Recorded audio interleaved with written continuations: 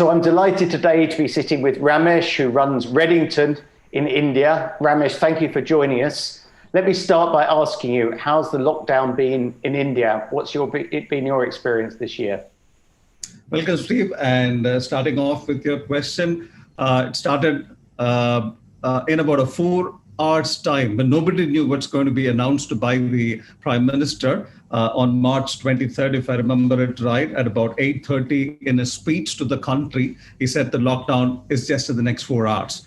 Okay, and that is it. And then March 24th or the 23rd midnight, we all went on a lockdown. Okay, so even to try and understand how do we get to the operations had to be done virtually. So for the first time, I guess in our history of professionalism, this is the new atmosphere, the new normal to try and catch up.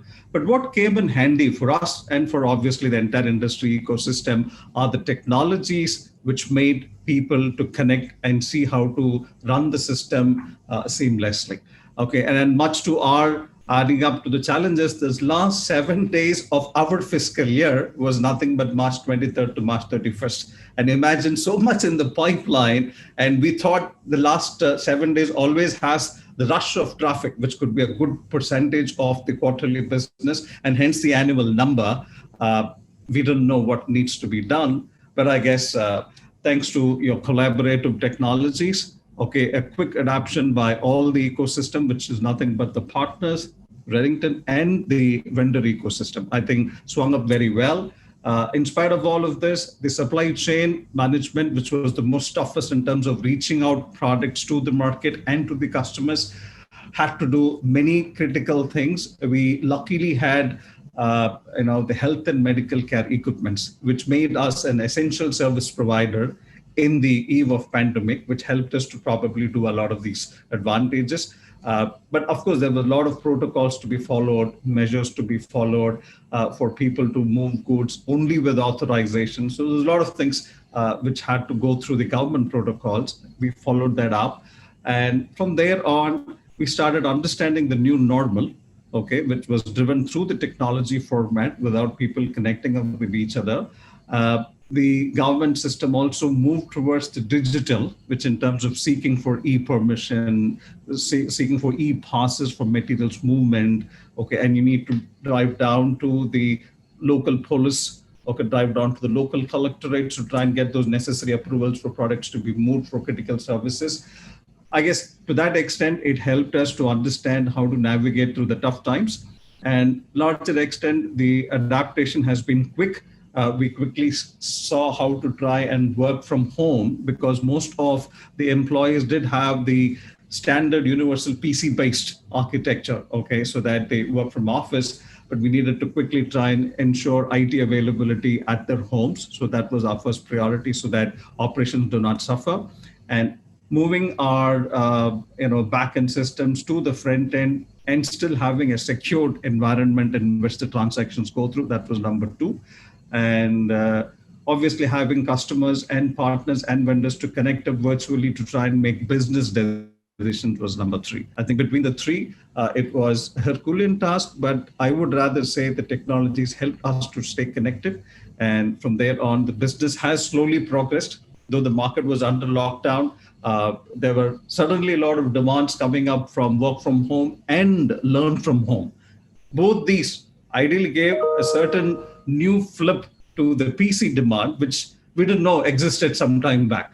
We always kept on saying the PC penetration was just not off the mark, just not off the mark. I think this became an excellent business opportunity for the categories of notebooks and even to some extent on the consumer as well as the commercial notebooks to have a good run, I guess, in the last about 6 months' time.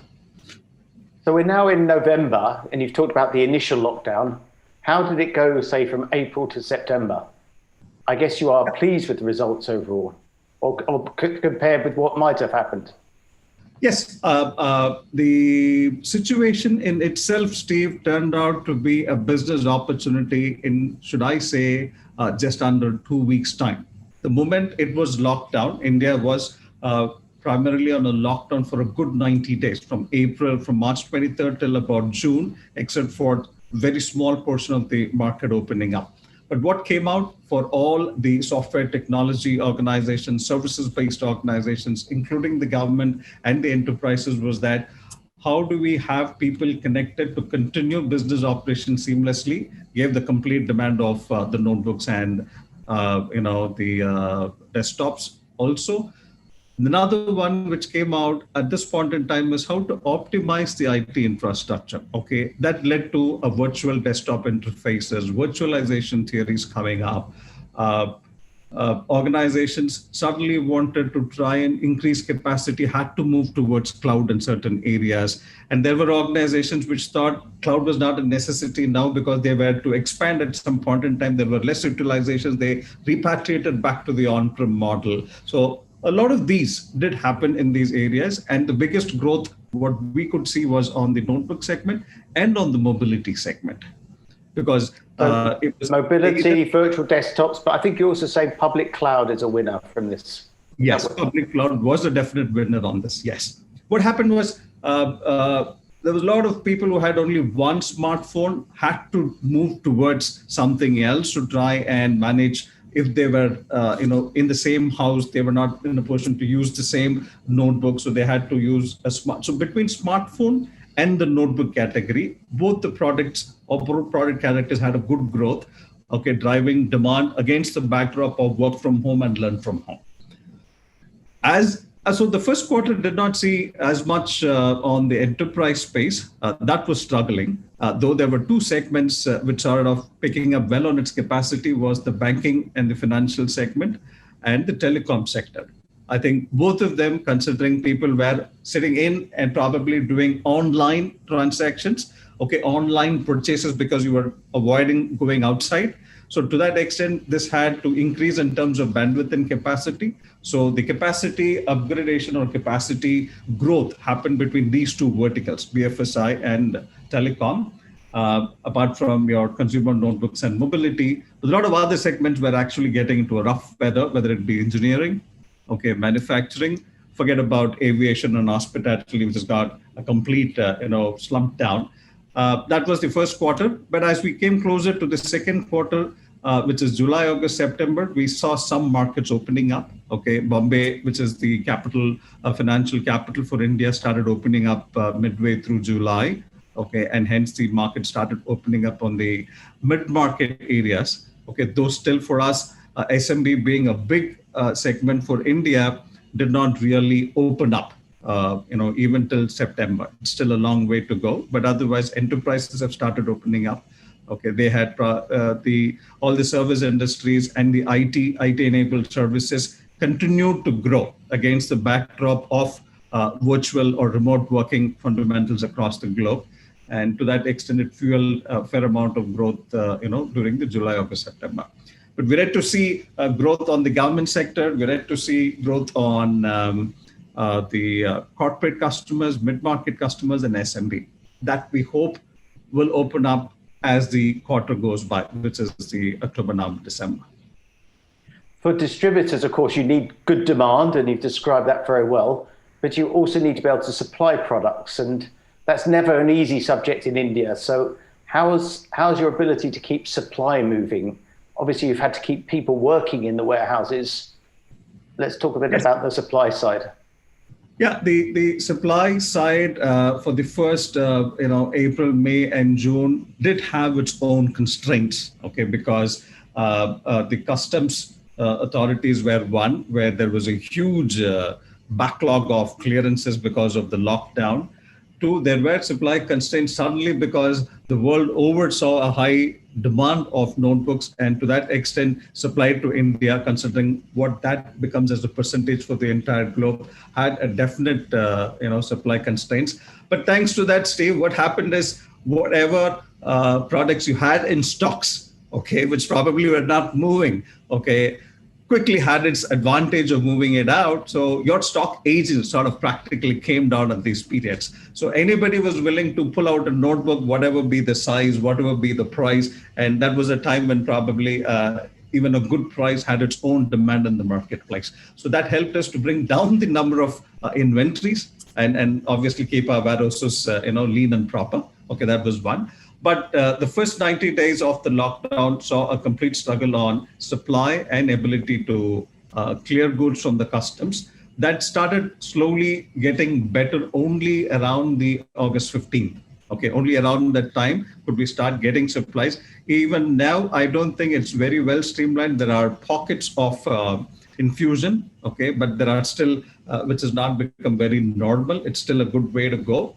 In a way, it is good considering the fact that the demand is still higher than the supply at this point in time from the perspective of the notebooks as well as the category of mobility to a fair extent. So these two are still continuing to be on demand, hopefully helping us to drive growth even moving into the October, November, December quarter 2. Let me ask you a wider part was also that we did expect the market to be pretty tight on its liquidity. Okay, the first 90 days did happen, a very tight liquidity. We were absolutely skeptical on how people would be in a position to collect, the AR from the customers and how would they be in a position to pay to us. But given the maturity of how the IT ecosystem has evolved here, I think the partners as well as the customers did play a very good role in keeping the liquidity better off.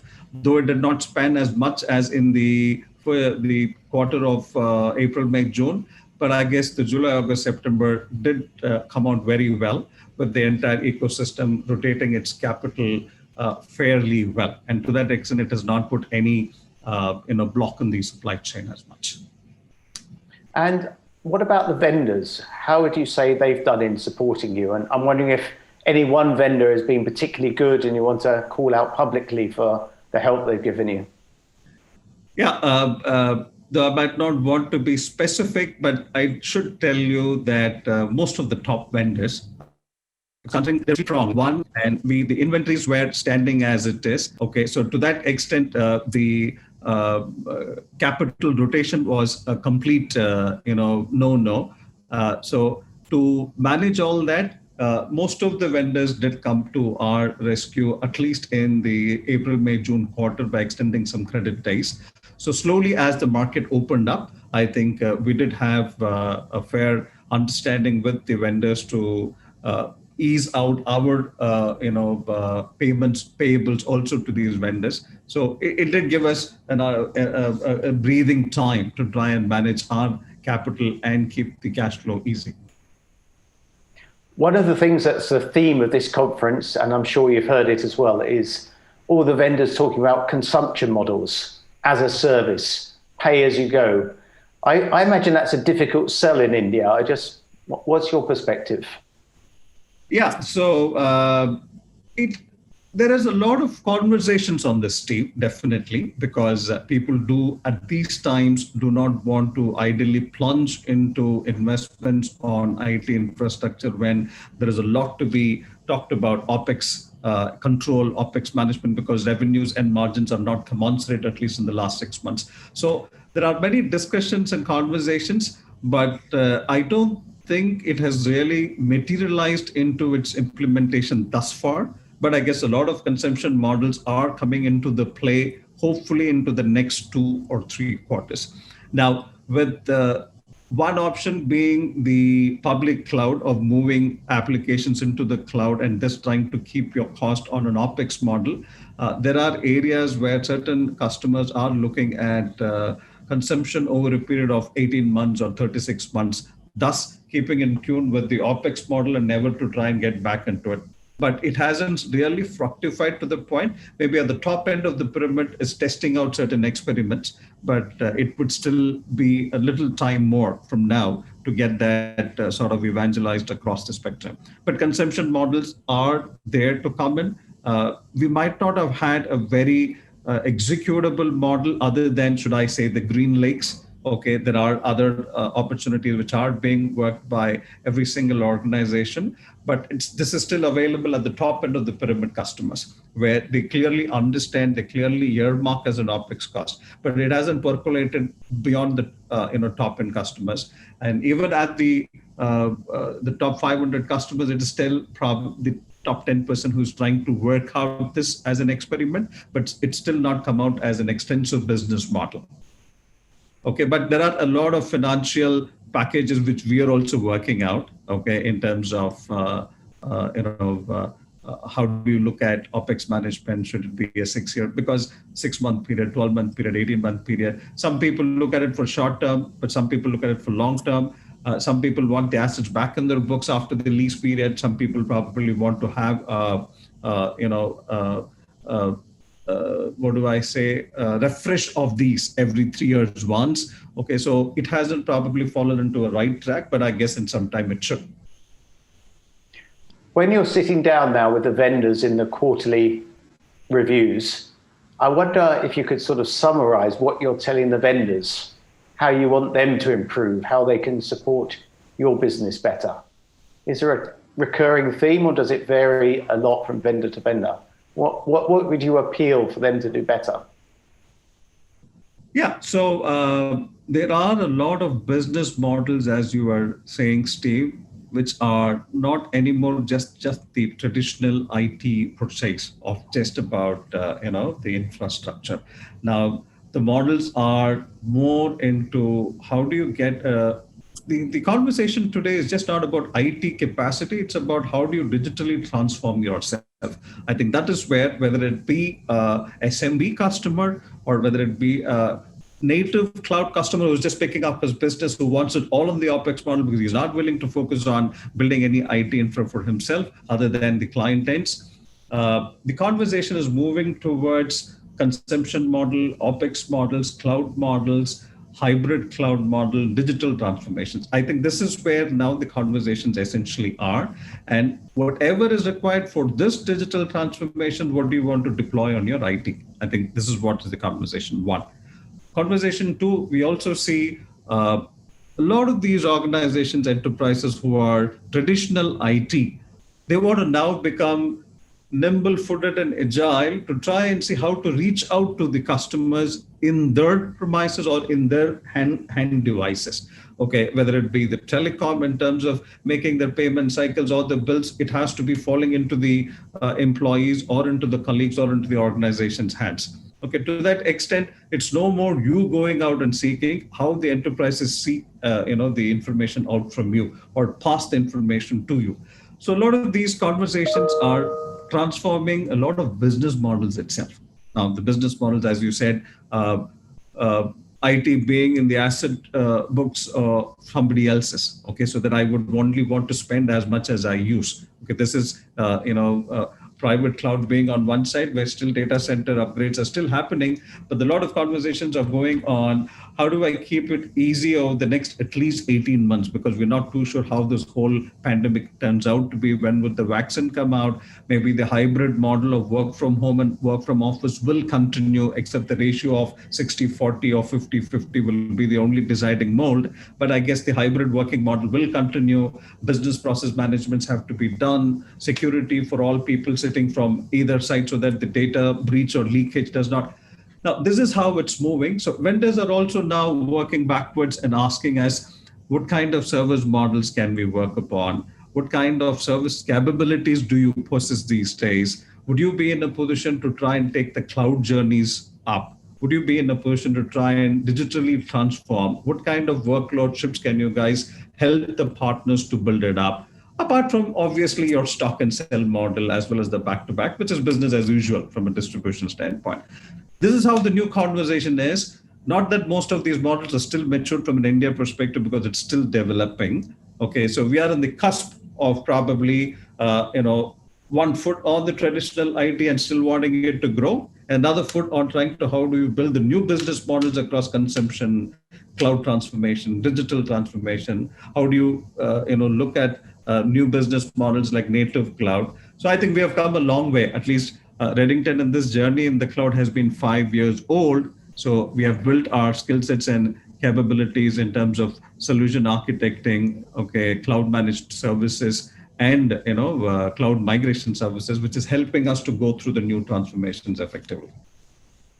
Let me ask you now a wider question about society. Obviously, you can't answer all of these points, but I'm wondering how you think India has been changed by the pandemic. Thinking about things like, is the gap between the rich and the poor getting bigger? or will we see a new wave of innovation as a result of the pandemic? I wonder what you can share in terms of the longer term consequences are. Okay, very broad question, as you said, but I'll try and answer it to the best of my ability, Steve. On one side, Digital India is an initiative by the government, okay, by virtue of bringing the entire society of as much as the 1.2 billion population to be up with relevance to what we call it the UID, unique identification cards, and the payment gateways, but I still think that's one digital, this one which bridges the divide between both sides of the poor and the rich. I think today, with the mobile penetration and with the applications in the mobility, has now helped even a very farmer to a rich individual to try and connect to whatever he can in terms of purchasing through online. I think that is one thing which keeps India end-to-end very well connected on the digital platform. Most of the government applications, whether it be statutory, whether it be payables of land tax, property tax, everything is obviously becoming digital. And to that extent, the digital maturity of the people as a ratio is going up year on year. Though I still feel there's a lot to be aspired for, but I guess the adoption part is increasing. The whole perspective of digital is the adoption part, is in the adoption part. And I think largely the society is developing itself towards the digital maturity. Maybe in about a couple of years' time, I think a fair amount of population would be there. Okay, and that's getting enabled through your notebooks or your mobile penetrations or whatsoever. That is the number two.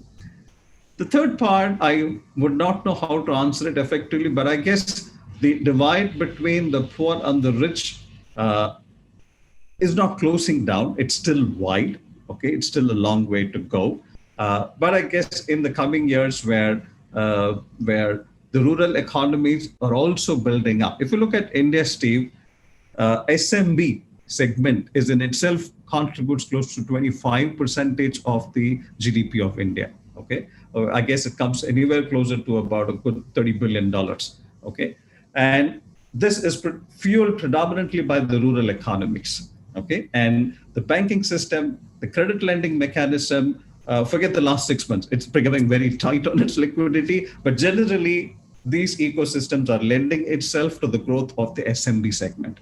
Okay, and to that extent, in some times to come, I think hopefully the divide between the poor and rich would possibly bridge.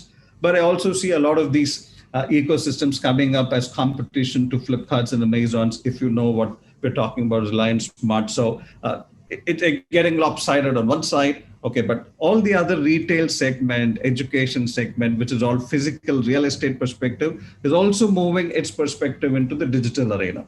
In the last 6 months, it is not the footfalls in the retail or in the malls which has gone up, but still there has been, and every retailer, every mall guy have managed to get their web portals to be connected with their customers and still be in a position to relatively attend to the requirements and get the goods home.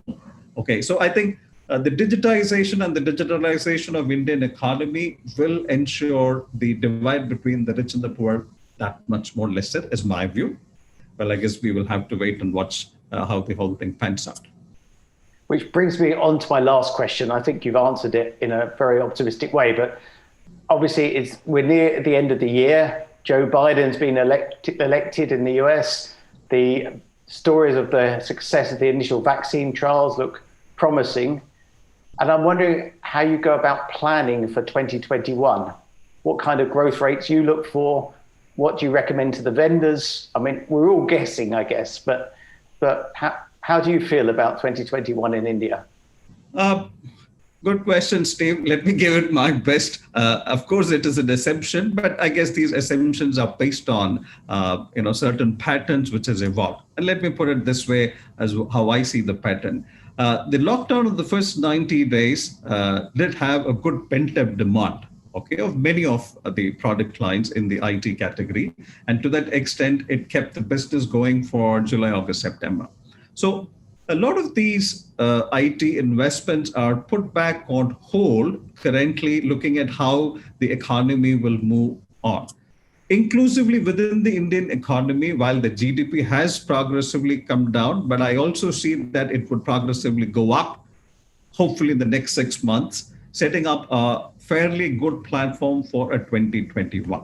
Because this 6 months has also showed us, Steve, in terms of how digital adoption seems to be the only relevant way of being well connected with your customers and partners and your vendors, is also will be the stepping stone of how do you want to plan digitally for any of these pandemics or epidemics or any other patterns. And once you adopt digital, it's the only way to bring in scale to your business. Okay, so that will obviously, in my opinion, drive the adoption of digital.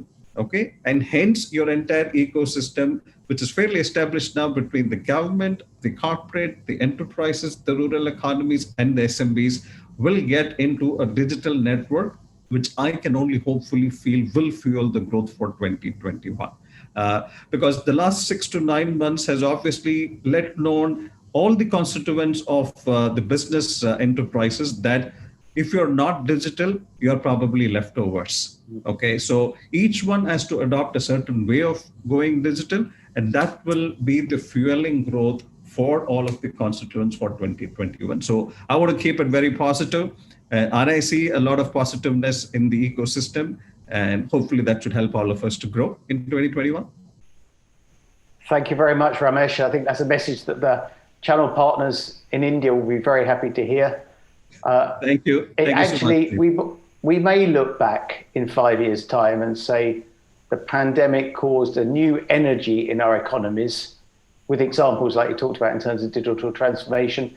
And in fact, it just accelerated and created new opportunities. That would be the optimistic outcome. But of course, none of us completely know. Well said, Steve. I think what you said is these 6 months have actually seen enterprises and corporates accelerating the pace of digital adoption, actually to stay relevant to the customers and the consumer needs. Okay, and that can only be more pronounced as we move forward. And I fully conform to what you said correctly. Thank you very much for your time, Ramesh, and all your support. Thank you. Thank you so much.